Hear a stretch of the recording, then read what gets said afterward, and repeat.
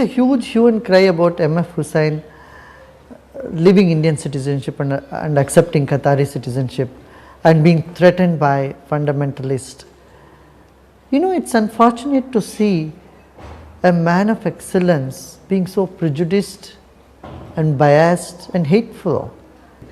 M.F. Hussain himself admits that whenever he paints someone nude, he is doing it to humiliate that person.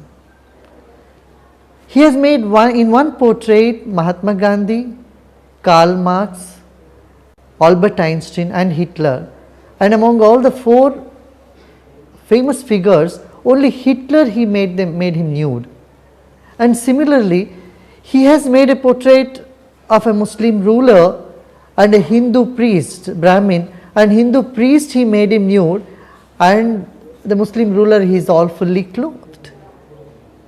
And he portrays India fully clothed and Bharat Mata totally naked.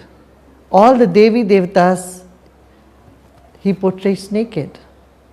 Nudity is not an obscenity in the Indian tradition culture. When you go to the temples, you will see there are many apsaras, siddhas on the outer walls of the temple which are nude. But nobody ever portrayed Sita and Sri Ram nude or Sri Krishna nude in the whole tradition, in the entire history. And that too, portraying Sita nude and putting her on the tail of Hanuman has never done. Can he do the same with the Prophet Muhammad? Let him draw a fully clothed picture of Prophet Muhammad, or draw a nude picture of Fatima and maintain his Qatari citizenship. Hindus are very tolerant, Indians in general are very accommodating, but insult is not to be tolerated.